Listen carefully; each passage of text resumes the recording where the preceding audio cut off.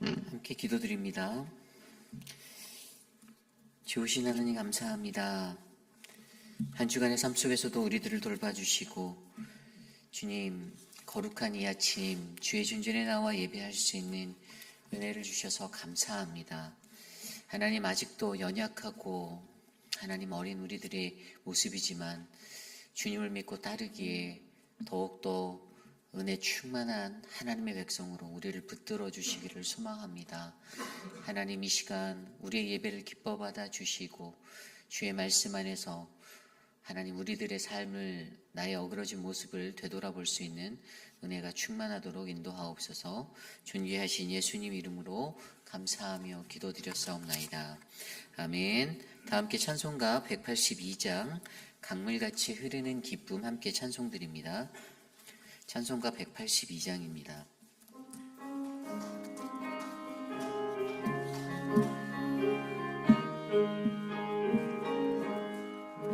강물같이 흐르는 기쁨 성령아 네 맘이라 정결한 맘 영원하도록 주의 고처 되겠네. 주님 주시는 참된 평화가 내 맘속에 넘치네. 주의 말씀에 거센 풍랑도 잠잠하게 되도다. 나의 생명 소생케 되는 성령이 마심이라. 모든 의심 슬픔 사라져 주의 평강 넘치네. 주님 주시는 참된 평화가 내 맘속에 넘치네. 주의 말씀에 거센 풍랑도 잠잠하게 되도다. 하늘에서 강비 내리고 햇빛 찬란함같이 우리 마음에 성령이 많이 주님 보내심이라. 주님 주시는 참된 평화가 내 맘속에 넘치네. 주의 말씀에 거센 풍랑도 잠잠하게 되도다. 생명신에 넘쳐 흘러서 마른 광야 적시니 의의 열매 무르익어서 주수를 기다리네. 주님 주시는 참된 평화가 내 맘속에 넘치네. 주의 말씀에 거센 풍랑도 잠잠하게 되도다. 놀라우신 주의 은혜로 그의 얼굴 뵙겠네. 평화로운 안식처에서 영원토록 쉬겠네. 주님 주시는 참된 평화가 내 맘속에 넘치네. 주의 말씀에 거센 풍랑도 잠잠하게 되도다. 우리 시간 함께 기도드릴 때 오늘 드릴 예배를 위하여 함께 기도드립니다. 우리가 드리는 예배 가운데서 거룩하신 하나님의 말씀을 마주하며 주님 나의 심령 가운데 하나님의 음성을 듣게 하옵소서. 하나님 내가 주의 얼굴 구하며 예배할 수 있도록 하나님 나를 인도하소서. 함께 기도드리며 나아갑니다. 하나님 감사합니다. 오늘의 예배 가운데 우리와 함께하여 주시고 우리를 다스려 주시기를 간절히 소망합니다. 하나님 우리 안에 주시는 주님의 거룩한 말씀을 듣기 위하여 나의 심령의 마음의 문을 활짝 열어 주님께 다가가게 하여 주시고, 하나님, 들을 귀 있는 자는 들을 수 있는 그 지혜와 청명이 오늘 이곳에 모인 자들에게 하나님 성령 하나님의 은혜로 부어지게 하여 주셔서, 하나님, 내 감정과 내 것들대로 하나님의 말씀을 받는 것이 아니라 하나님 살아계신 하나님의 말씀을 하나님 뚜렷하게 바라볼 수 있는 하나님 영의 분별이 넘치도록 인도하여 주시기를 간절히 소망합니다. 하나님, 우리들의 마음 가운데 좌정하여 주시고 우리를 붙잡아 주시고 거룩한 이 예배를 통하여 우리의 예배가, 우리의 삶이 회복되는 은혜가 충만하도록 인도하여 주시기를 간절히 소망합니다. 하나님, 오늘 주님 우리와 함께하여 주시옵소서.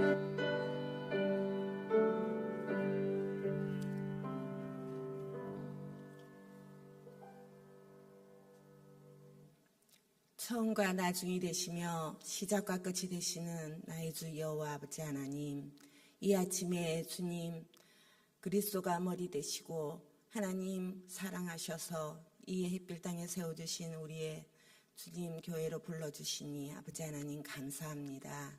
아버지 하나님, 한 주간을 돌아보면 하나님 예수의 흔적을 가진 자답게 또 하나님의 빛의 자녀로 살지 못했던 것도 있었지만, 하나님 주님의 편지요, 하나님 주님의 신부로 살지 못한 것도 있었지만, 그래도 하나님 저희들 지켜주셔서 이 자리에 주님 있는 줄 믿고 하나님께 감사를 드립니다. 하나님, 은혜 받은 자로서 살게 하여 주시옵소서. 성령의 임치심을 더하게 하시고 아버지 하나님, 하나님께서 부어주신 그 성령의 힘으로 말미암아 저희들의 신앙생활이, 저희의 믿음 생활이 아버지 하나님 날마다 새로워지고 날마다 뜨거워질 수 있도록 저희들을 붙들어 주시옵소서. 아버지 하나님, 우리가 주 하나님 주의 자녀로 아버지 하나님 살아갈 때에 우리 삶에 주 하나님께 내놓을 성적표가 날마다 주 하나님 더 단단해지고 더 영으로 갈 수 있도록 하나님 인도하여 주시옵시고, 하나님 세세한 음성에 우리가 영적으로 더 세심하고 아버지 안에 더 민감하여서 하나님의 말씀을 대하고 우리의 삶으로 하나님을 드러내는데 부족함이 없도록 하나님 저희들의 삶을 이끌어 주시옵소서. 아버지 하나님, 이 아침에도 이 저희들과 같이 이 자리에 나와서 예배드리지 못하는 많은 그 형편에 있는 우리 성도님들이 있습니다. 하나님, 같은 은혜로 채워주시고 무엇보다도 아버지 하나님, 육적인 어려움으로 인해서, 경제적인 어려움으로 인해서, 말할 수 없는 고통으로 인해서 힘들어하는 우리의 성도들 하나님 일일이 찾아가 주시고 하나님 일일이 위로하여 주시고, 아버지 하나님 그곳에서 여호와 라파를 만나고 하나님께 영광 돌리는 그 자리가 될 수 있도록 하나님 인도하여 주시옵소서. 아버지 하나님, 저희 교회가 말씀이 살아있는 교회가 되기를 원합니다. 아버지 하나님, 말씀이 우리 삶으로 나타내어서 정말 영과 육과 골수를 쪼개기까지 하는 놀라운 말씀의 능력이 우리의 삶으로 나타나기를 원합니다. 하나님, 저희들 도와주시옵소서. 우매하고 어리석지만은 하나님이 부어주시는 그 지혜로 말미암아 아버지 하나님, 우리의 삶으로 하나님을 나타내며 하나님의 말씀에 순종하는 자들로 살 수 있도록 하나님 인도하여 주시옵소서. 하나님 아버지, 내일은 하나님 우리가 모여서 예배되는 거룩한 구별된 날입니다. 하나님 준비하는 손길들 하나님 일일이 찾아가 주시옵시고, 아버지 하나님 우리가 부르는 찬양이 하나님에 대한 믿음의 고백이 되게 하시며, 하나님 주시는 말씀이 또 일주일을 사는데 저희들의 힘이 되어서 잘 주 하나님 준비된 예배로 하나님께 영광 돌리고 하나님 홀로 영광 받는 예배가 될 수 있도록 저희들 잘 준비하게 하여 주시옵소서. 오늘 이 시간에 말씀을 들고 서시는 우리 이온희 목사님 성령으로 붙잡아 주시옵시며 성령의 갑주에 성령의 투구를 입으시고 아버지 하나님 그 말씀이 선포되는 곳곳마다 우리의 마음밭이 좋은 옥토밭이 되어서 우리의 영과 혼과 골수를 쪼개가까지 하여서 그 말씀을 받고 또 힘을 내는 저희들 될 수 있도록 하나님 목사님 붙들어 주시옵소서. 감사드리옵니다. 하나님, 모든 영광 하나님 받아주실 줄 믿사옵고 살아계신 예수님 귀하신 이름으로 감사하며 기도드리옵나이다.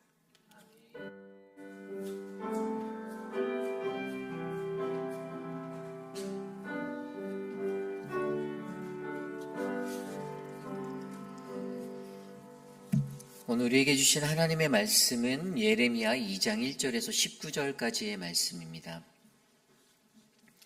예레미야 2장 1절에서 19절,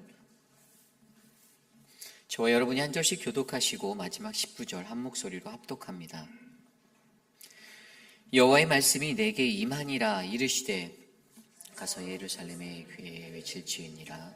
여호와께서 이와 같이 말씀하시기를 내가 너를 위하여 내 청년 때의 인애와 내 신혼 때의 사랑을 기억하노니 곧 씨 뿌리지 못하는 땅 그 광야에서 나를 따랐습니다. 이스라엘은 여호와를 위한 성물 곧 그의 소산 중 첫 열매이니 그를 삼키는 자면 모두 벌을 받아 재앙이 그들에게 닥치리라. 여호와의 말씀이니라.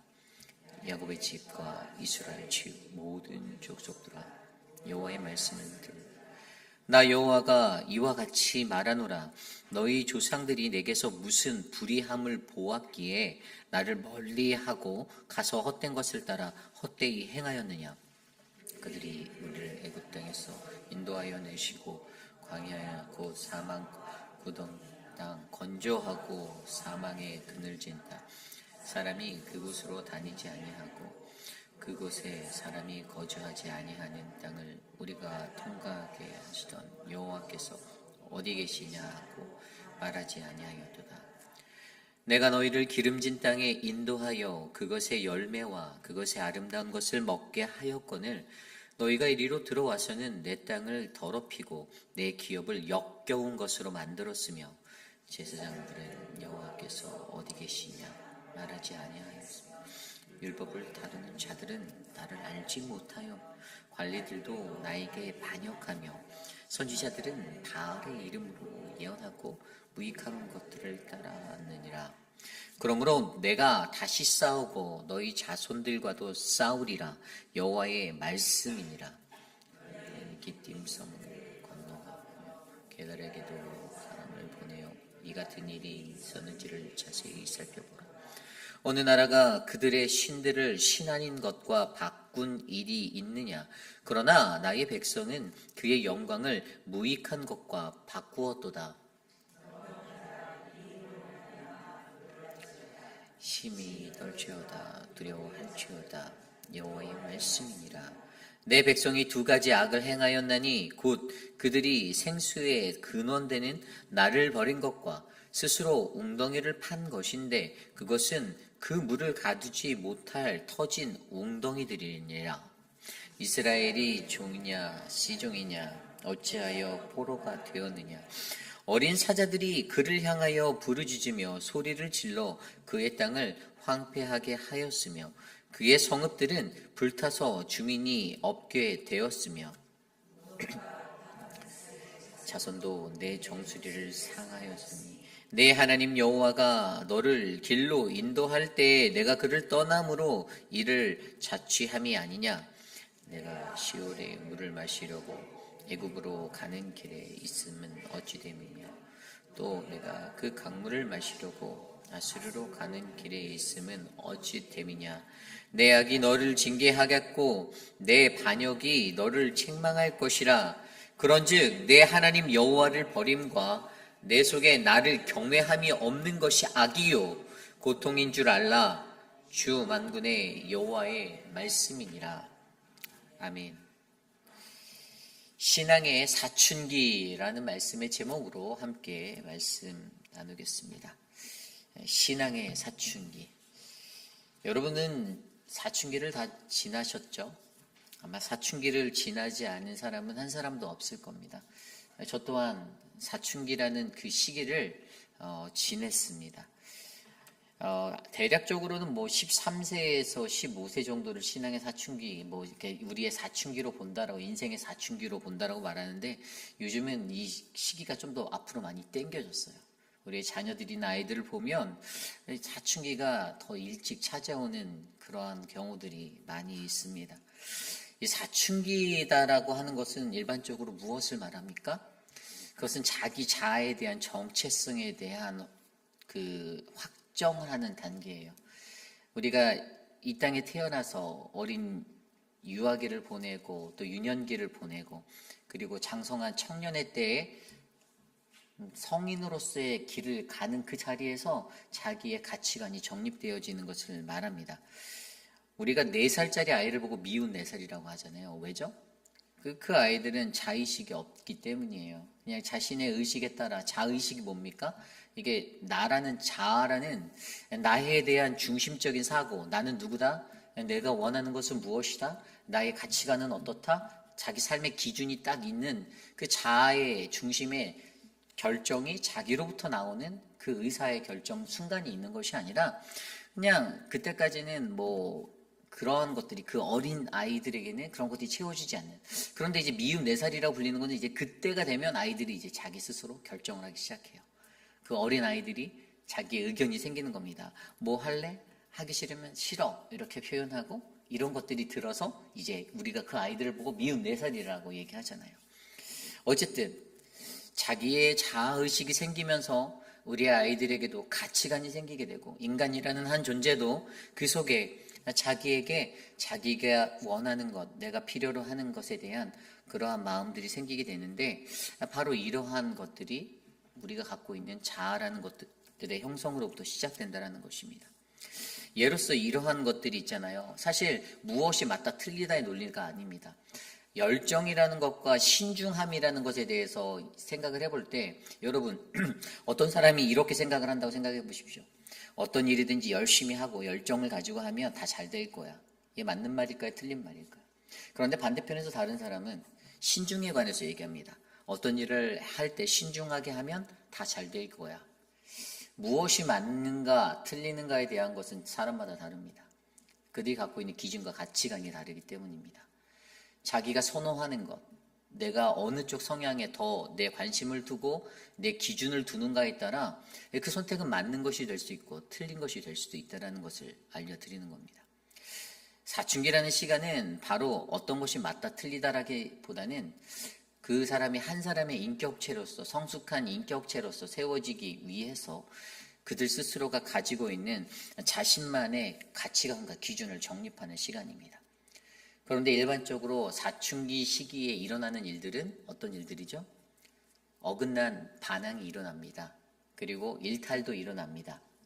무조건 반대하고 봅니다. 자신의 기준이 확고해지기 때문에 부모님이 하는 것에 대해서 여태까지는 순종적으로 따라만 가다가 드디어 틀렸다라고 입을 떼고 자신의 소리를 내기 시작합니다. 이게 사춘기의 시간이에요. 저는 오늘 말씀 속에 나와 있는 이 남유다의 이스라엘, 거의 멸망 직전의 나라죠. 이 나라의 백성들을 바라보면 또 하나님을 바라보면 그 관계 속에서 이 사춘기를 맞이하는 그러한 이스라엘, 우리들의 모습들을 마주하게 됩니다. 그리고 그러한 자녀들을 바라보는 성숙한 부모, 하나님의 마음을 바라보게 됩니다. 우리는 신앙생활을 하며 동일하게 우리도 이 영적인 사춘기를 지날 때가 있습니다. 사람의 간사한 마음이 때로는 좋았다가 손바닥 뒤집듯이 뒤집히는 게 사람 마음이잖아요. 그렇지 않습니까? 간사하잖아요. 어떨 때는 이 사람이 너무 좋았다가 어떨 때는 이 사람이 너무 싫어지는 거. 저는 지극히 당연할 수 있다고 봅니다. 그런데 영적인 사춘기, 신앙의 사춘기가 그들의 신앙의 삶 속에서 맨날 일어날 수 있다는 거예요. 그러면 우리가 더 중요하게 바라보아야 하는 것은 그 영적인 사춘기를 우리가 지나갈 때, 이 신앙의 사춘기를 우리가 지날 때 우리가 과연 어떠한 모습으로 살아가야 되는가, 무엇을 기억하고 무엇을 바라보아야 이 시기를 잘 지나갈 수 있을까.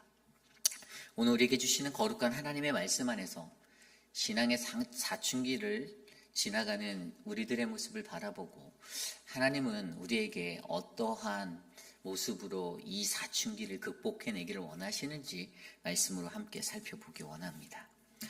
오늘 첫 번째로 우리는요, 우리의 어린 시절을 기억하시는 하나님을 생각해야 합니다.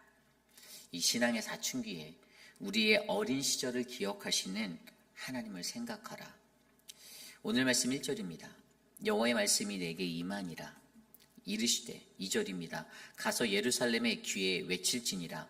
여호와께서 이와 같이 말씀하시기를 내가 너를 위하여 내 청년 때의 인애와 내 신혼 때의 사랑을 기억하노니 곧 씨 뿌리지 못하는 땅 그 광야에서 나를 따랐음이라. 아멘. 2절 말씀에 보면 하나님께서 예레미야를 통해서 예레미야에게 예루살렘에 가서 그들의 귀에 외치다라고 말씀하고 계십니다. 무엇이 느껴지십니까? 굉장히 간절한 하나님을 마주하게 됩니다. 너무 간절하세요. 귀에 가서 외치래요. 그들의 귀에. 얼마나 수도 없이 얘기했는데 그 소리가 그들의 마음밭에 심겨지지 않았으면 귓가에 가갖고 외치다라고 말하고 있습니다. 귀에다 대고 크게 말해야 되는 거예요. 청력이 떨어지는 것과 같은 그 사람을 묘사하며 이스라엘을 설명하고 그들의 귀에 가서 외치다라고 얘기하고 있습니다. 특별히 어디다 외치라고 합니까? 예루살렘이라는 곳에 가서 외치라고 했죠. 예루살렘. 예루살렘은 어떠한 곳입니까? 하나님 나라의 신앙의 성지입니다. 가장 핵심적인 하나님의 예배하는 가장 거룩한 믿음의 성전이 있는 곳이었어요. 하나님을 믿는 믿음의 백성들이 채워져 있는 그 자리에서 그들을 향해서 그들의 귓가에 외치다라고 말하고 있습니다. 남유다의 멸망의 시간 앞에요. 그들은 어떠한 삶을 살았습니까? 이방의 정세 가운데 혼돈스러운 그 제국의 시대 가운데 아수르가 쇠퇴해져 가고 신바벨론이 다시 급부상하고 애굽이 다시 재기를 하려고 발버둥치는 그 시간, 그 근동의 고대 근동의 중동 지역의 아주 그러한 험난한 정세 속에서 이스라엘은 살아남으려고, 남유다는 살아남으려고 몸부림을 치고 있었습니다. 어떻게 살아남아야 할까 고민했는데 그들의 결정은 친 애굽 정책을 취했던 왕도 있고요. 바벨론 쪽으로 쏠렸던 왕도 있고요. 이리 기웃 저리 기웃대며 왔다리 갔다리 하며 살았습니다. 줏대 없는 삶을 살았어요. 하나님 한 분만 붙잡으면 되는데 그들은 그냥 힘 있는 사람한테 홀딱 붙었다가 또 패권이 넘어가면 그쪽으로 홀딱 넘어가고 간사하게 이를 데 없는 삶을 살았던 남유다의 모습이었습니다. 그러한 그들의 그 도성에 그 귓가에다가 대고 외치다, 하나님의 말씀을 외쳐라라고 오늘 말씀하고 계십니다. 그러면서 그 하나님께서 말씀해 주시는 것이요, 뭐라고 말씀하십니까? 내가 너를 위하여 너의 청년의 때의 인애와 내 신혼의 때의 사랑을 기억하고 있다라고 설명하고 있습니다. 여기에서 청년의 때라는 이 단어는 무엇입니까? 이 청년의 때라는 것이요, 아주 어린 시절을 나타내는 단어가 아니에요. 히브리어 원어를 보면 이 단어는요, 그냥 무언가 부족하고 아직 잘 채워지지 않은 경험이 부족한 그런 젊은이들을 얘기하는 단어입니다. 그렇기 때문에 그들의 그러한 때, 이스라엘의 청년의 때, 아직도 미숙하고 무언가 장성한 것 같은, 피지컬리는 장성한 것 같아 보이지만 무언가 성숙치 못한, 아직도 많이 부족한 그러한 그들의 시간에, 신혼의 때라는 것은 무엇입니까? 하나님께서 그들을 보호하시고 인도하시고 그들을 출애굽시키셔서 광야의 시간을 거닐게 하셨던 그 시간들을 얘기하시며 바로 그 뒤에 광야에서 나를 따랐던 너희들을 내가 기억하고 있다라고 설명해 주고 있습니다. 이스라엘은요, 오래전부터 하나님께 그 헌신하기로 작정된 그러한 민족 아니었습니까? 선택받고. 그리고 그들은요, 하나님의 신부처럼 예비되어진 하나님의 그 사랑 안에 거하였던 신부와도 같은 자들이었습니다. 그리고 광야에서 하나님을 따라 나아갈 수 있는 그 순종의 삶을 드렸던 민족이었습니다. 그런데 그러한 민족들을 오늘 하나님이 기억하신다라고 말씀하시며 하나님이 너희가 내게 했던 헌신과 결단, 그리고 너희가 내게 부어왔던 사랑, 나와 약속했던 사랑의 언약들, 그리고 너희가 나에게 순종하기로 했던 것들을 내가 기억한다라고 상기시켜주고 있는 것입니다. 하나님과 그들 안에 채워져 있는 그 언약의 사랑의 관계를 다시 한번 기억하게 하며 너희들이 내게 얼마나 소중한지를 말해주고 있다는 것입니다. 여전히 자신의 살 길을 위해서 몸부림치고 있는, 자신의 잔머리를 쓰고 그냥 머리를 팽팽 굴려가며 살아가고 있던 유다 족속에게 하나님의 말씀은 여전히 나는 너희가 어렸을 때부터, 내가 아주 어렸을 때부터 내가 너를 지켜보았고 여전히 너는 내 사랑이고 내 사랑의 언약 가운데 거하였던 민족임을 기억해 달라라고 말하고 있는 것입니다. 그러면서 3절에 뭐라고 말합니까? 이스라엘은 여호와를 위한 성물, 곧 그의 소산 중 첫 열매라고 말하고 계십니다. 여기서 성물은 무엇입니까? 성물은 거룩한 목적으로 쓰임받게 되는 그러한 존재예요. 이스라엘 백성이 하나님께는 그러한 존재라는 것입니다. 하나님이 강조합니다. 너희들은 나의 성물이야. 그 정도로 귀하다라고 얘기하는 것입니다. 그리고 첫 열매다라고 말합니다. 첫 열매, 이게 얼마나 귀한 것입니까? 이 하나님의 첫 열매가 된 민족인데, 그런데 그들이 그것들을 까먹고 살아가는 거예요. 잊어버리고 살아가는 겁니다. 그냥 자신의 마음대로 자신의 살 길을 위해서 그러고 발버둥 치고 살아가고 있는 것입니다. 그래서 그를 삼키는 자는 모두 벌을 받아 재앙이 그들에게 닥칠 것이다라고 말씀해 주고 계십니다.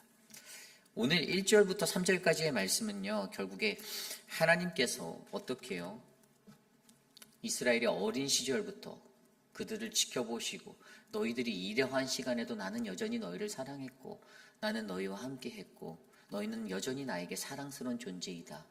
그리고 너희를 공격하고 너희를 대적하는 자는 다 내가 멸하고 내가 너희를 보호하여 줄 거라는 그 하나님의 인도하심과 보호하심까지 말씀하시며 나는 여전히 너희를 기억하고 있어. 이것을 이스라엘에게 강조해 주고 있습니다. 남유다의 백성들이 들어야 할 메시지는 여전히 하나님의 사랑이 그들을 향하여서 부어지고 있다는 것이었어요. 아무리 오늘 내 삶에서 내가 살아남기 위해서 발버둥을 친다고 하더라도 여러분, 인간이란 존재가 어떻습니까? 인간이 모여서 사는 공동체 안에서는요, 사람이 선해 보이다가도요, 극한 상황에 놓이면 자기가 살기 위해서 다른 사람을 짓밟는 본능적인 발걸음들, 그 움직임이 인간에게는 있습니다. 사람들이 그래요. 누군가의 마찰이 있을 때 그 사람을 험담하고 깎아내리서라도 내가 다른 사람인 것처럼 살아남아야 되는 게 인간의 모습이라는 거예요. 인간들이 그래요. 그런데 이 남유다의 사람들이 지극히 그런 삶을 살았거든요. 북이스라엘이 멸망한 것을, 아수르에 멸망한 것을 눈으로 보았습니다. 나라가 멸망하는구나. 패망할 수 있겠구나. 우리도 멸망할지도 모르겠다. 어떻게 해야 살아남을까? 바벨론에 붙을까? 애굽으로 발걸음을 향해 볼까? 어떻게 해야 하지? 인간적인 고민과 인간적인 생각으로 인간적인 것들을 끌어다 놓고 자신의 살 길만을 추구했던 남유다의 그 연약한 모습들을 하나님이 바라보시며 나는 내가 어린 시절에 내가 그 어린 유아기 때부터 지금까지 어떻게 지냈는지 내가 다 기억하고 있어. 그리고 우리가 언약 안에서 가졌던 그 사랑의 순간도 난 기억해. 넌 여전히 나에게 사랑의 대상이야. 나는 너를 사랑한다. 이 음성을 그들에게 외쳐주고 있는 것입니다. 그런데 이러한 하나님의 메시지가 울려 퍼지는 가운데 반면에 남유다의 사람들은 어떻게 살았죠? 오늘 말씀 4절 이후의 말씀이 그것을 말하고 있습니다. 4절부터 13절까지의 내용에 이러한 내용들이 나와요. 4절입니다. 야곱의 집과 이스라엘 집 모든 족속들아 여호와의 말씀을 들으라. 4절에서 눈에 들어오는 것은 야곱의 집을 언급하고 있다는 것입니다. 고민해 보았어요. 왜 야곱의 집일까? 저는 이 4절부터 13절까지 나와 있는 내용을 가지고 그냥 반항하는 나를 기억하라라는 주제를 세웠거든요. 어떻게 그들이 반항하고 살았을까? 그러면서 첫 번째로 4절에 가장 먼저 야곱의 집을 이야기하여 아니 아브라함도 있고 이삭도 있는데 왜 하필 아브라함과 이삭이 아닌 야곱을 말하지? 라는 생각이 제게 들었습니다. 여러분, 야곱이란 사람은 어떤 사람일까요? 야곱은요, 열정이 뜨거웠던 사람이고 무언가 고집한 대로 자기 뚝심으로 밀고 나갔던 그러한 사람입니다. 근면과 성실함이 있었던 사람이에요. 쉽게 포기하지 않았습니다. 자기가 얻고자 하는 것이 있으면 어떤 수단과 방법을 가리지 않고 얻어냈던, 그래서 형 에서의 장자권까지도 빼앗아 왔던 사람이 야곱입니다. 그런데 그게 다였습니까? 아니에요. 그거는 그냥 하나님을 전인격적으로 만나지 못한 그 시간에 행했던 인간적인 모습의 것들이었어요. 그의 뒤에 인생에서는 그가 어떠한 일을 경험하게 됩니까? 분이엘에서 하나님의 천사와 씨름하고 하나님과 씨름하여 이겼다라는 이름을 받는, 이름이 이스라엘로 바뀌는 그러한 경험을 한 사람입니다. 하나님이 그러한 그를요, 너는 간사하게 네 머리로만 살았으니 너는 형통하지 못할 거야 라고 했을까요? 아닙니다. 하나님이 창세기 28장에 보면 그를 축복하십니다. 창세기 28장 13절 14절.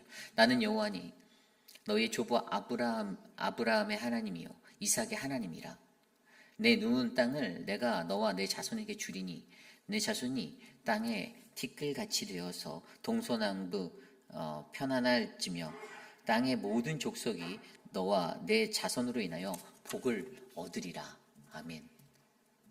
아니 그의 간사한 인생, 머리만 굴리는 것 같은 잔머리의 인생과 같은 야곱의 약삽한 인생 같은 그 인생이 하나님께 좀 버림을 당하거나 복을 받지 못하는 자리가 될 줄 알았는데 하나님이 그에서 복을 주시고 계세요. 아이러니하다라고 생각할 수 있지만 결국에 야곱은 어떠한 인생이었죠? 지팡이 하나를 가지고 요단강을 건너서 20년간 라반 아래서 머슴살이를 한 그 고난을 지난 사람입니다. 그 인생이 그에게 있어요. 그리고 어떻게 사셨습니까? 그 속에서 근면, 성실, 열심, 정직하게 이전의 자신의 삶을 돌아보며 더 열심히 당하고 당해도 참고 인내하고 버티고 살았던 그 시간을 보냈던 사람이 야곱이라는 것입니다. 하나님은 그러한 야곱의 인생을 바라보고 있었어요. 그리고 하나님을 만나서 어떻게 해요? 그 야복나루터에서 몸부림치는 하나님과 씨름하였던 그 자리를 지났던 사람, 결국에 그로부터 하나님의 축복을 얻어냈던 사람, 야곱이 거론되고 있다는 것입니다. 결국에 하나님을 만나서 싸웠던 자, 그리고 하나님과의 씨름에서 결국에 끝까지 끈기 있게 그것을 감당했던 사람이 바로 야곱이라는 것을 오늘 예레미야서를 통해서 우리에게 말씀해주고 있습니다. 그 야곱을 생각하며 이스라엘을 향하여 야곱의 집과 이스라엘 집아 너희 모든 사람들아 이것을 들어라. 하나님을 간절히 만나기 원하는 사람, 하나님 앞에 바르게 살고 나가고자 하는 그 갈급함과 그 뜨거운 심령이 일어나는 불길 같은 진정한 그리스도인들 앞에 오늘 우리에게도 울려 퍼지는 메시지가 바로 이 메시지라는 것입니다. 그냥 왜 야곱의 집이라고 걸어놨을까가 아니라 그러한 야곱의 인생을 통하여 오늘 이 시대를 살아가는, 신앙생활 하다가 조금 어려움 닥치면 에라 모르겠다 관두자 포기하고 뒤돌아서서 떠나가는 사람들이 아니라 끝까지 하나님을 부여잡기 위해서 내가 어떻게든 씨름해서 이 관문을 통과하리라, 내가 어떻게든 이 고난을 지나가 보리라, 갈대와 같이 바뀌는 수도 없이 손바닥 뒤집듯이 집안에서 부침개 뒤집듯이 계속 뒤집히는 그러한 마음의 변화로 기복신앙을 살아가는 인생이 아니라 그런 와중 속에서도, 그런 사춘기를 지나는 시간 속에서도 하나님을 끝까지 붙잡아 보려고 발버둥치는 그 한 영혼을 향하여 이 메시지가 울려 퍼진다라는 사실을 바라보셔야 합니다. 그래서 5절 말씀이 뭐라고 말씀하십니까? 나 여호와가 이와 같이 말하노라. 너희 조상들이 내게서 무슨 불의함을 보았기에 나를 멀리하고 가서 헛된 것을 따라 헛되이 행하였냐라고 말합니다. 간단하게 말해서 이거예요. 아니, 도대체 내가 불의하니? 내가 너희들에게 불의하였니? 내가 너희들에게 잘못한 거 있니라고 말하는 것입니다. 내가 너희 조상에게 뭐 실수했니? 하나님이 그렇게 물어보는 거예요. 하나님이 왜 이 질문을 던질까요? 여러분 잘 생각해 보십시오. 인간이 얼마나 못됐냐면, 인간이란 존재는요, 자기의 마음의 감정이 상하거나 그러면 그 표대를 찾습니다. 누군가에게 원망을 쏟아부어야 해요. 이것이 내 실수고 내 연약함이고 내가 아직 때가 차지 않음도 이해하지 못한 채 그냥 이스라엘 백성들은 다 하나님께 이것을 쏟습니다. 우리도 마찬가지거든요. 우리도 늘 그렇잖아요. 무언가 내 일이 잘 안 풀리고 잘 풀릴 땐 괜찮아요. 스무스하게 잘 나갈 때는 그냥 다 나이스해 보이고 다 자기도 나이스한 사람 같고 다 그렇습니다. 그런데 뭔가 발빛 끝에서 뭔가 틀어지고 마음에 갈등이 생겨서 이게 뭔가 엉켜지면요, 그냥 막 변화별 생각들이 다 도시잖아요. 그러면서 그 원망 쏟아놓으려고 그렇게 말하잖아요. 하나님께 그 원망을 쏟는 남유다의 사람들을 보고 하나님을 떠나는 그들의 모습을 보고 하나님의 말씀은 도대체 내가 너희들에게 무엇을 잘못했니라고 말하는 겁니다. 하나님이 정말 무엇을 잘못하셨을까요? 아니요. 하나님은 그냥 계셨어요. 하나님은 본연의 임무로 그냥 그 자리에서 주의 말씀대로 그들이 살아가기를 바라며 기도하고 계셨을 것입니다. 그런데 인간의 어리석음은 그냥 자신의 그 모습 안에서 그 마음의 상한 것으로 인하여서 오히려 하나님께 그렇게 대적하고, 오히려 6절 말씀에 뭐라고 나옵니까? 그들이 우리를 애굽 땅에서 인도하여 내시고 광야 곧 사막과 구덩이 땅, 건조하고 사망의 그늘진 땅, 사람이 그곳으로 다니지 아니하고 그곳에 사람이 거주하지 아니하는 땅을 우리가 통과하게 하시던 여호와께서 어디 계시냐 하고 말하지 아니하였냐. 도대체 하나님이 어디 있니? 라고 말했다라는 겁니다. 여호와가 어디 있니?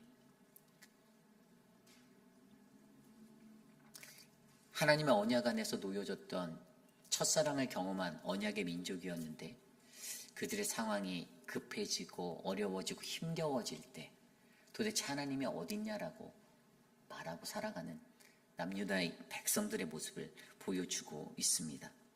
그러면서 하나님이 이렇게 말씀하시죠. 7절입니다. 내가 너희를 기름진 땅에 인도하여 그것의 열매와 그것의 아름다운 것을 먹게 하였거늘 너희가 이리로 들어와서는 내 땅을 더럽히고 내 기업을 역겨운 것으로 만들었다라고 말합니다. 야, 너희가 나한테는 이러한 자손이었고 이러한 백성이었는데 너희들이 세상적인 것에 찌들어서 너희들의 개인적인 그 모습으로 말미암아 하나님의 성전을, 하나님의 터전을, 교회를 어지럽히고 있다라고 말해주는 것입니다. 8절 말씀입니다. 제사장들은 여호와께서 어디 계시냐 말하지 아니하였으며 율법을 다루는 자들은 나를 알지 못하고 관리들도 나에게 반역하며 선지자들은 바알의 이름으로 예언하고 무익한 것들을 따랐다. 지도자들이, 교회의 리더십들이, 어느 정도 중직을 가진 사람들이, 공동체의 그런 리더십에 있는 사람들이 이러한 모습들로 살았다는 것입니다. 그리고 결국에 이 모습들이 어디로 이어졌습니까? 우상숭배로 이어졌죠. 우상숭배로. 11절 말씀 볼까요? 11절에 이렇게 나와 있습니다. 어느 나라가 그들의 신들을 신 아닌 것과 바꾼 일이 있느냐. 결국에 그들은요, 신을 바꿔버렸어요. 신을 바꿨습니다. 그들의 신이 신 아닌 것과 바꾸는 일들, 우상을 숭배했다는 말입니다. 여기서 주목해 보는 것은 아까 이제 8절에 나와 있는 여호와께서 어디 계시냐라는 그 여호와께서 어디 계시라는 의심과 불신의 모습과 11절에 나와 있는 그들이 그들의 신을 신 아닌 것과 바꾸었다. 이 두 가지가 결국 그들의 죄악인데 결국에 이 모습은 우상숭배의 모습이잖아요. 우상숭배의 모습. 그러면서 그들이 가졌던 두 가지의 죄의 모습을 13절에 말해주고 있습니다. 내 백성이 두 가지 악을 행하였느니 곧 그들이 생수의 근원되는 나를 버린 것과 스스로 웅덩이를 판 것인데 그것은 그 물을 가두지 못할 터진 웅덩이들이니라. 아멘. 결국에 이스라엘이 남유다가 가졌던 두 가지의 죄악은요. 첫 번째는 생수의 샘인 하나님을 버렸습니다. 구원이라는 영생을 얻을 수 있는 유일한 그분 하나님, 그분을 버렸다라는 거예요. 다른 신을 선택했다라는 것입니다. 그리고 두 번째는 물을 담을 수 없는 터진 웅덩이를 스스로 팠다라는 것이 무엇입니까? 그 당시에 팔레스틴에는요 비가 굉장히 소중했어요. 물이 부족하니까요. 그래서 비가 오면 그 물을 받기 위해 웅덩이를 만들고 거기에 석회로 이렇게 테두리를 해서 가둬놓을 수 있게 물을 가둬놓을 수 있는 그것들을 했는데 이 석회라는 것이 오래 가지 못했어요. 균열이 생기고 나중엔 거기에서 물이 새게 되는 일들이 잦았어요. 이것들을 가지고 설명한 거예요. 물이 가둬지지 못하는 거예요. 비가 와서 물이 채워진 것 같은데 나중에 그 석회로 테두리를 만들었던 그곳이 균열이 생겨서 물이 새버리면 그냥 밑 빠진 독에 물 붓는 격이 되었다라는 것을 설명해 주는 겁니다. 그들이 그러한 모습으로 살았어요. 결국 그들의 가장 큰 죄가 무엇입니까? 그들의 반항하는 모습이 어떻게 나타났죠? 우상숭배였습니다. 우상숭배. 하나님이 아닌 다른 것에 내 마음을 두는 것. 하나님은요 가증하다라고 말씀하셨어요. 우상숭배를 가장 싫어하세요. 겉으로 예수 믿는 척하고 하나님 믿는 척하면서 그렇지 못하게 살아가는 신앙인 같지 않은 모습으로 살아가는 하나님의 백성답지 않은 모습으로 살아가는 그것을 하나님은 가증하다라고 성경에서 말씀하십니다. 가증하다는 단어가 얼마나 듣기에 민망합니까? 가슴 저리도록 민망하게 느껴지지 않나요? 하나님이 나한테 야, 너 가증해라고 말한다면 그 듣기 좋겠습니까? 듣기 안 좋죠. 그런데 그것을 가장 싫어하시는 분이에요. 하나님께서 우리들의 죄악을 용서해 주시고 사해 주시고 우리를 위해 십자가에 달려 돌아가실 예수 그리스도 그의 독생자까지 주셨음에도 불구하고 하나님은 우상을 가장 미워하는 분, 이 죄를 가장 미워하는 분이셨습니다.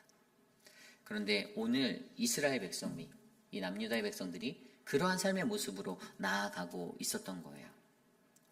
생수의 근원이 되신 하나님을 버렸고 그들 스스로가 물을 담을 수 없는 터진 웅덩이를 스스로 파고 있었던 것입니다.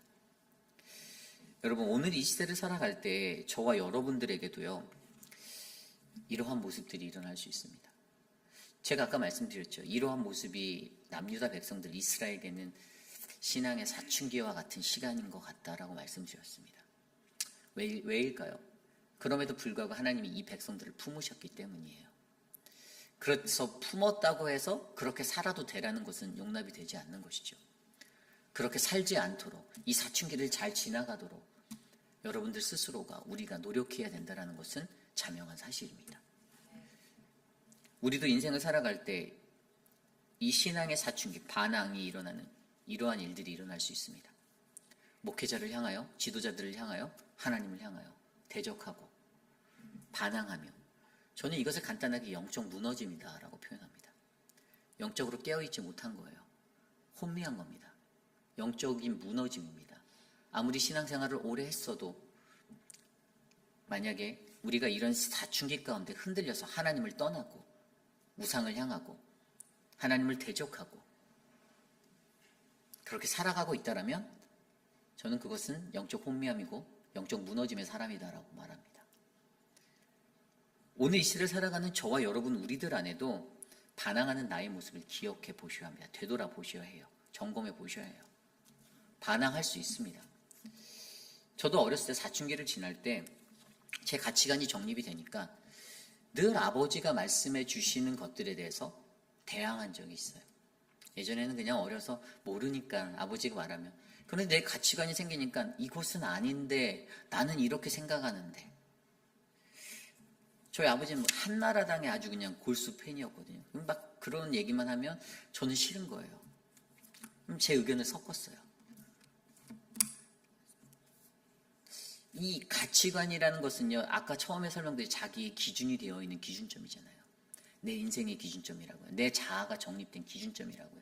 저의 가치관이 다르고 여러분의 가치관이 다를 줄 믿습니다. 그런데 더 중요한 거는 인간적인 가치관을 뛰어넘는 하나님의 백성에게는 그리스도인의 가치관이라는 그 정신이 담겨 있다는 거예요. 그게 뭐죠? 예수 그리스도 아닙니까? 제가 믿는 예수가 여러분들이 믿는 예수 그리스도와 다릅니까? 같은 하나님이고 같은 그리스도인데 왜 우리들의 기준들이 다 달라서 우리들은 이 사춘기의 시간을 보내고 그때마다 서로 다르게 좌충우돌 넘어지고 이리 쿵 저리 쿵 그러고 살아가고 있을까요? 왜 그럴까요? 나의 연약함입니다. 다른 게 없어요. 내가 이 사춘기의 시간을 보내며 물론 그때 일어나는 수많은 일탈 행동들 일어날 수 있습니다. 저도 인정합니다. 신앙인으로 살아갈 때 여러분들도 일탈 행동 보이실 수 있어요. 우리가 불완전하기 때문에 충분히 가능합니다. 그런데 더 중요한 것은 그 시간을 겪은 만큼, 그 혼란의 시간을 겪은 만큼 더 성숙해지셔야죠. 더 성숙한 그리스도인의 삶으로 가셔야죠. 어떻게 더 나락으로 가면 안 되지 않겠습니까? 어떻게 처음 예수를 믿었을 때보다 더 못한 자리로, 백업한 자리로 이상한 것들만 배워서 이상한 것들만 가지고 그 기준점으로 내 자아입니다라고 하면서 죽을 때까지 사춘기 시간만 보내시다가 하나님께 가시렵니까? 아니라고요. 오늘 말씀에 보면요, 그러한 이스라엘의 반항하는 모습들을 13절까지 그렇게 이야기해주고 있다가 14절에 그러한 우상 숭배의 결과에 대해서 설명을 해줘요. 이 결과에 대해서 뭐라고 말합니까? 15절에 이렇게 말합니다. 어린 사자들이 그를 향하여 부르짖으며 소리를 질러 그의 땅을 황폐하게 하였으니 그의 성읍들은 불타서 주민이 없게 되었다. 완전히 황폐하게 된다는 거예요. 너희들이 살아보려고 바벨론에 붙었다가 애굽에 붙었다가 왔다리 갔다리 하다가 결국에 너희가 살고 있는 그 도성마저 사라질 거야 라고 말하는 겁니다. 그러면서 16절에 놉과 다베네스의 자손도 내 정수리를 상하였으니, 여기에서 이 놉이라는 동네, 여기는 멤피스라 불리는 곳입니다. 여기는 카이로 남쪽 지역에 있는 나일강이 흐르는 곳인데요. 이집트의 주요한 도시였어요. 그냥 이방의 도시예요. 그리고 다베네스는 어떤 곳입니까? 여기는 이집트 동쪽에 있는 성읍인데 여기는 이제 예레미야 43장에 보면 그레라라는 그 지도자가 암살된 후에 수많은 그 유다인들이 예레미야와 함께 이주했던 땅입니다. 여기도 이방인의 땅이에요. 근데 여기도 그 죄악이 심해서 에스겔서 30장에 보면 에스겔은 이 성이 멸망할 거라는 예언을 하게 되었습니다. 여기에서 말하고자 하는 중요한 포인트는요, 이러한 이방의 나라들도, 그렇게 살았던 이방의 나라들도, 야만인들도 그 신을 바꿔가면서 그렇게 살아가지 않는데 너희들은 그렇게 살고 있다라에 대해서 얘기해 주는 거잖아요. 그리고 18절에 내가 시올의 물을 마시려고 애굽으로 가는 길에 있음은 어찌 됨이며 또 내가 그 강물을 마시려고 아수르로 가는 길에 있으면 어찌 됨이냐. 이게 바로 아까 제가 말씀드린 거예요. 너희들이 살기 위해서 애굽에 붙었다가 애굽의 시올이라는 이곳이 나일강이거든요. 이 나일강의 물을 마시려고 애굽에 붙었다가 그 다음에 그 강물을 마시려고, 여긴 유프라데스 강이에요. 거기로 가는 아수르에 붙었다가 너희들의 인생이 이런 사람들인데 너희들은 거기서 도대체 너희가 무엇을 얻었니? 이렇게 물어보는 겁니다. 19절입니다. 내 악이 너를 징계하겠고 내 반역이 너를 책망할 것이라. 그런즉 내 하나님 여호와를 버림과 내 속에 나를 경외함이 없는 것이 악이요 고통인 줄 알라. 주 만군의 여호와의 말씀입니다. 아멘. 여러분 기억하셔야 합니다. 우리가 하나님을 버리는 것, 그리고 하나님을 대적하여 그분께 경외함을 갖지 않고 살아가는 인생은 악입니다. 죄입니다. 그리고 그것은 반드시 우리에게 크나큰 쓰디쓴 고통이 되어 찾아올 거라고 말씀해 주고 계십니다. 여러분 이 말씀을 돌아보며 어떠한 생각이 났을까요? 저는 예레미야가 생각났습니다. 이 말씀을 그냥 들으면 심판의 말씀이고 아픈 말씀인데 하나님이 희망을 둔 자리가 예레미야를 보고 저는 발견했어요. 하나님이 예레미야를 보내셨잖아요. 이 말을 선언하라고. 예레미야 선지자가 우리가 1장 말씀에서 뭐라고 나왔죠? 아나도세, 베냐민 지파, 아나도 땅의 사람이라고 했죠. 근데 여러분 잘 생각해 보십시오. 그는 제사장직은 맞지는 않았다고 했어요. 아버지 hil기야가 제사장이었다라고 했지만 그 가문을 들여다보면 어떤 가문이었을 것 같습니까? 이 사람들은 근본적으로 버림받은 제사장 가문이었어요. 이 사람들이요 옛날에 다윗 왕이 죽고 나서 사후에 솔로몬으로 왕권이 인양될 때 그때 아도나이라는 사람이 반역을 해서 자기가 그 왕권을 차지하려고 했어요. 그때 군대 장관으로 요압이 있었고요. 제사장으로 사독과 아비아달이라는 두 사람이 있었습니다. 그런데 그 중에서 다윗의 그 피를 이어받은 자식들 간의 그 다툼 안에서 솔로몬 쪽에 선 사람이 아닌 아도나이 쪽에 섰던 사람이 요압이라는 군대 장관이고 그리고 제가 좀 전에 말씀드린 아비아달이었어요. 나중에 솔로몬이 이것들을 정리할 때 이 아비아달을 아나도스로 추방합니다. 제사장직을 파했어요. 말씀에 나와요. 열왕기상에 보면 나와요. 사무엘상하고. 그래서 그 사람들이 그곳으로 가서 정착해서 살았던, 파면당해서 위배된, 그냥 유양, 그 뭐라고 하죠? 그 유양을 보낸 건가요? 뭐 하여간 유배를 보낸 그런 유배지와 같은 곳의 삶이 바로 아나도시였어요. 몰락한 제사장 가문의 사람들. 그리고 그 이후에 사독 제사장이 그때부터 다시 독자적인 체제로 제사장권을 예루살렘에서 잡고 있었었죠. 이 역사가 이렇게 돼요. 그런데 하나님이 그를 부르셨어요. 예레미야를 부르셨어요. 왜 부르셨을까? 실패한 제사장 가문의 사람이고 범죄했던 사람들인데 하나님이 여전히 소망을 두신다는 거예요. 예레미야도 들어쓰시는 그 하나님께서 오늘 이 시대를 살아가는 저와 여러분들에게도 우리들도 다시 만지셔서 불어서 쓰시기를 원하는 거예요. 그분의 부르심이 우리들에게도 임할 거라는 겁니다. 영적 사춘기를 겪고 계십니까? 신앙의 사춘기를 겪고 계시나요? 여전히 누가 원망스러우신가요? 그냥 저 지도자가 못마땅하게 느껴질 때도 있고 저 리더십이 마음에도 안 들고 계속 그런 마음들만 막 솟구쳐 올라 나오십니까? 기도하십시오. 하나님을 바라보십시오. 그 속에서 어그러진 내 모습들을 돌아보십시오. 내가 얼마나 연약하고 내가 얼마나 볼품없는 존재인지. 그래서 할 수 있는 게 별로 없어서 기도보다는 그냥 밖에 나가서 다른 사람하고 얘기하시는 것보다, 얘기하는 그거보다 하나님 앞에 더 나와 엎드려 기도하며, 하나님, 신앙의 사춘기를 보내고 있는 나 좀 하나님 성숙한 이 사춘기의 시간을 잘 보낼 수 있는 사람으로 만져주십시오라고 기도하는 우리들이 되시기를 간절히 소망합니다. 하나님의 말씀은 하나님의 말씀일 뿐입니다. 사람의 말로 전해진다고 해서 그 사람의 말이 여러분들의 감정을 만지면 하나님께 감사하셔야 돼요. 하나님, 내게 이 들을 귀를 주셔서 감사합니다. 이게 내 가슴을 꼭 찌르네요. 아프네요.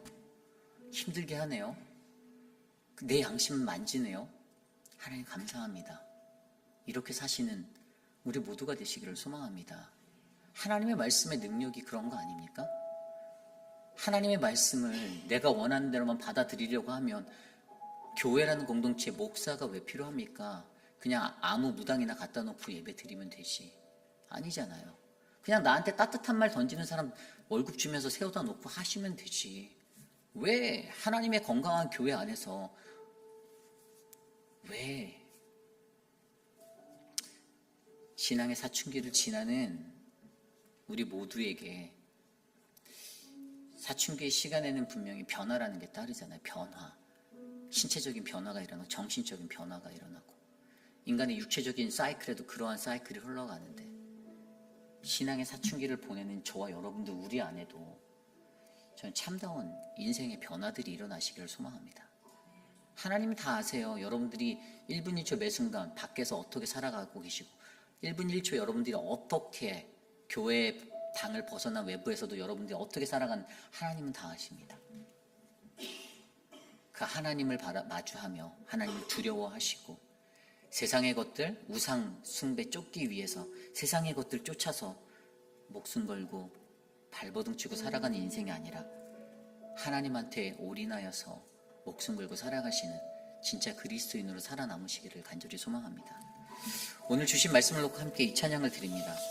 멀고 험한 이 세상길, 소망 없는 나그네의 길, 방황하고 헤매이며 정처 없이 살아왔네. 함께 찬양합니다.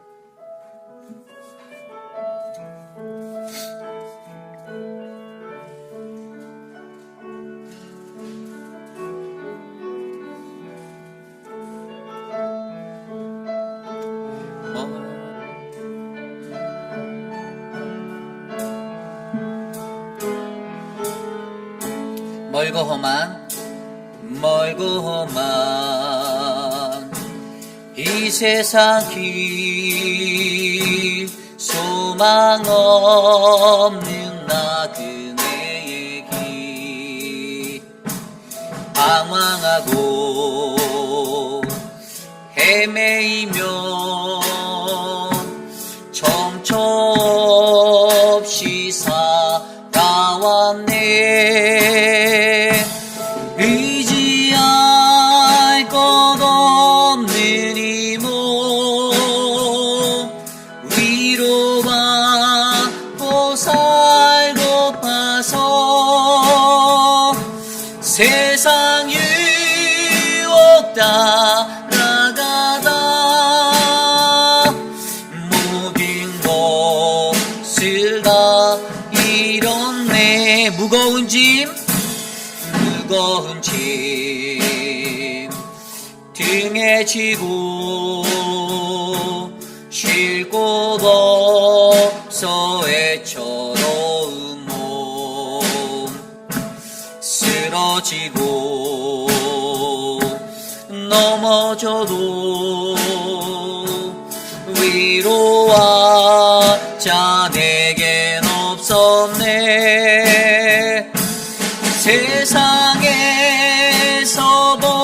버림받고 귀한 세월 방황하다 아버지를 만났을 때 죄인임을 깨달았네. 눈물로써 회개하고 눈물로써 회개하고 아버지의 품에 안기요 죄악으로 더럽힌 몸 십자가에 못 박았네 구원함을 얻은 기쁨 세상에서 제일이라 영광의 길로 나가신 내 주 예수 찬양하 구원함을 얻은 기쁨 구원함을 얻은 기쁨 세상에서 제일이라 영광의 길 허락하신 내 주 예수 찬양하네. 우리 시간 함께 기도할 때 오늘 주신 말씀을 놓고 함께 기도하기 원합니다. 하나님과 이스라엘, 그들 사이에는 부모와 자식이라는 그 공감대가 흘러갑니다. 이스라엘은 날마다 반항하고 대적하고 어긋난 길로 이리 갔다 저리 갔다 좌충우돌 그 인생을 살면서도 자신의 모습이 어떠한지 제대로 이해하지 못하고 남유다의 멸망이라는 그 끝자락에까지 이르게 됩니다. 하나님이 여러 사인을 계속해서 주셨잖아요. 돌아오라고, 회개하고 돌아오라고, 제발 돌아오라고, 제발 중심 좀, 정신 좀 똑바로 차리고 돌아오라고 말하는데 정신을 못 차리고 계속 그렇게 인생을 살다가 결국엔 망합니다. 멸망했어요. 바벨론에 의해서 처참하게 무너집니다. 그리고 70년의 시간을 포로기로 살아가게 됩니다. 오늘 우리에게 말씀하시는 이 말씀 안에서 우리는 우리의 신앙의 사춘기를 점검해 보셔야 합니다.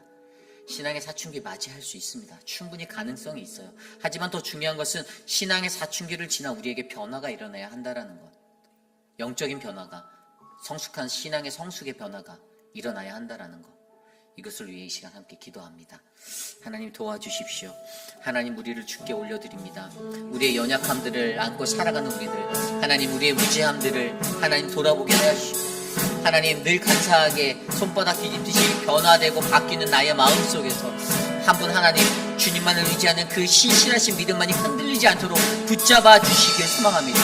영광의 일을 허락하신 하나님을 의지하고 나아갈 때 하나님 세상에서 버림받는 우리들이 아니라 세상에서 승리하는 구원받은 주의 백성 될 줄 믿사오니 하나님 우리 안에 역사하여 주시옵소서. 하나님 날마다 주의 말씀을 듣는다 하면서 그 진정한 하나님의 말씀의 의미조차 깨닫지 못하는 나의 아둔함을 하나님 나를 불쌍히 여겨주시고 긍휼히 여겨주셔서 하나님의 말씀으로 나를 덧입혀주시고 말씀의 참된 의미를 깨달아 내 삶이 변화되고 내가 변화되어 하나님의 은혜를 얻는 놀라운 역사의 삶을 이루게 하여 주시옵소서. 도와주시옵소서. 우리 시간에 기도할 때 다음 주에 있을 단기 선교, 도미니카 단기 선교를 위하여 기도합니다. 8명의 단기 선교팀이 나아갑니다. 주일날 오후에 이제 출발을 하는데요. 기도해 주십시오. 보내는 선교사가 되어서 내일 특별히 예배 때 파송식이 있을 예정이고 여러분들이 함께 기도해 주셔서 안전하게 맡겨진 사명 잘 감당하고 건강하게 돌아올 수 있도록 기도해 주시기를 부탁드립니다. 단기 선교팀을 위해서, 우리 도미니카 단기 선교를 위해서 이 시간 함께 기도합니다. 하나님 도와주십시오. 하나님 올해 우리에게 단기 선교를 떠날 수 있는 은혜의 여정을 마련해 주셔서 감사합니다. 8분의 단기 선교팀을 축복하여 주십시오. 하나님 한 분 한 분 귀한 은혜로 채워주시고 하나님의 사랑으로 은혜가 충만하게 하여 주셔서 하나님 우리에게 하나님의 맡겨진 사명을 감당할 수 있는 귀한 정탐꾼의 사역을 감당할 수 있게 도와주십시오. 한 사람 한 사람 지치지 않게 하여 주시고 마음에 불편함이 없게 하여 주시고 마음의 은혜가 충만하게 하여 주셔서 우리가 밟는 땅 하나님의 은혜를 경험하는 자리가 되게 하여 주시옵소서. 거룩한 주의 은혜를 일으켜 주시옵소서. 하나님 모든 오고 가는 발걸음을 안전하게 보호하여 주시옵소서. 하나님 도와주시옵소서. 우리 다음 주에 있을 우리 키즈처치 학부모 수련회를 위해서 우리 수양회를 위해서 기도합니다. 아이들과 이제 부모님들이 2박 3일 동안 또 귀한 수양회를 다녀오려고 합니다. 키즈처치를 인도하는 우리 유중은 전도사님과 우리 모든 교사들과 또 학부모들, 아이들 안전하게 다녀올 수 있도록 이 시간 함께 합심하여 기도합니다. 하나님 도와주십시오. 우리에게 은혜가 충만하게 하여 주셔서 키즈처치의 모든 사역을 하나님이 은혜로 채워주시고 하나님 이 기나긴 방학의 시간 동안에 좀 더 유익하고 아름다운 교제의 시간, 충만한 하나님과의 소통함이 있는 교제의 시간 될 수 있도록 은혜를 베풀어 주시기를 소망합니다. 하나님 다스려 주십시오. 만져 주십시오. 주의 은혜로 충만하게 하여 주시옵소서. 아무도 다치지 않도록 안전하게 보호하여 주시고 우리의 자녀들이 더욱더 행복해하고 즐거워할 수 있도록 은혜를 베풀어 주시옵소서. 하나님 함께 가는 학부모들에게도 하나님을 만나고 경험하는 시간이 되기를 원합니다. 주님의 은혜를 그곳에 베풀어 주시옵소서. 우리 다다음 주에 있을 유스 여름 수련회를 위해서 기도합니다.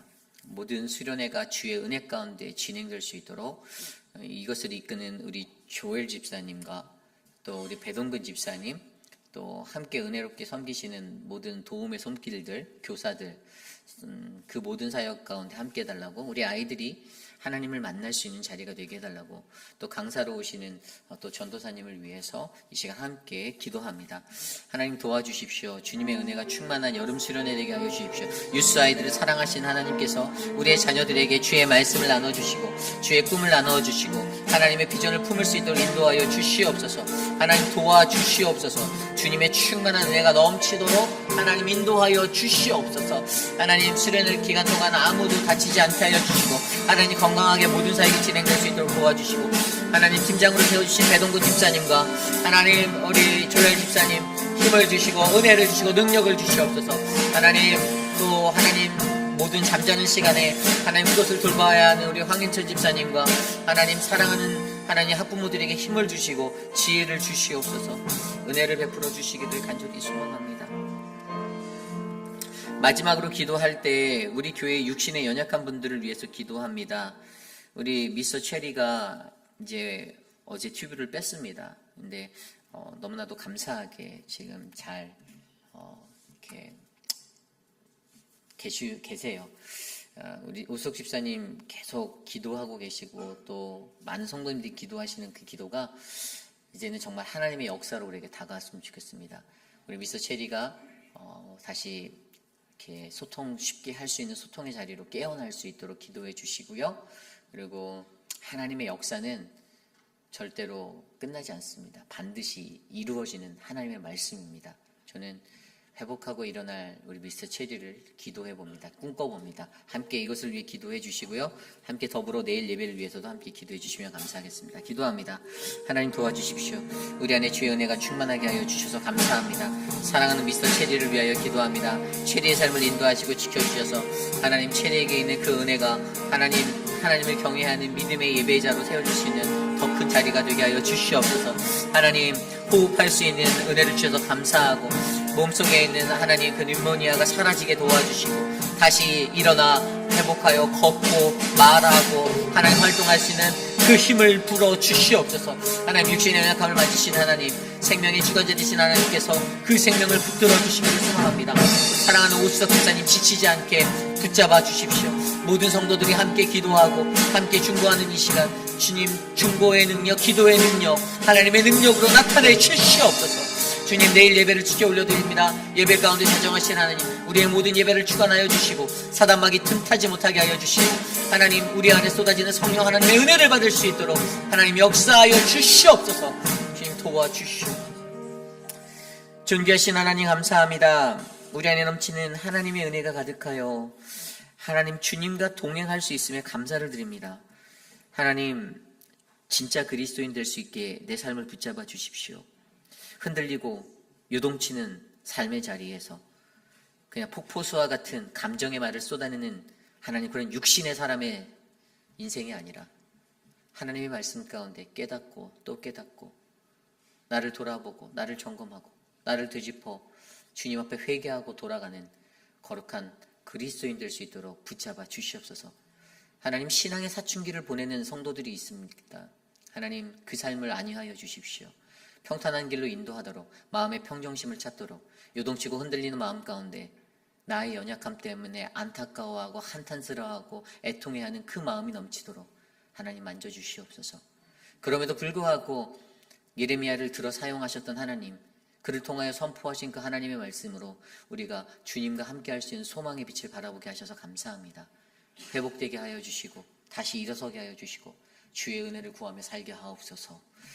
지금은 우리 구주 예수 그리스도의 무한하신 은혜와 그 크신 하나님의 사랑하심과 성령 하나님의 감화감동 교통하심의 역사가 혼란한 시대를 살아가며 내가 살아가는 이 땅 가운데 나는 진정으로 하나님을 의지하고 있는지, 나는 좌충우돌 여기저기 부딪히며 아직도 갈팡질팡 무엇이 참되고 거룩한 하나님의 것인지 분별하지 못하고 있지는 않은지를 돌아보며 하나님, 내가 주님의 은혜 가운데 서겠습니다. 하나님을 버리지 않고 주와 동행하며 주님만 꼭 붙들겠습니다라고 다짐하는 사랑하는 회필 한인 장로교회 성도님들, 오늘 이곳에 모여 주께 예배드린 믿음의 권속들 머리머리 위에 지금으로부터 영원토록 함께 하시기를 간절히 축원하옵나이다. 아멘.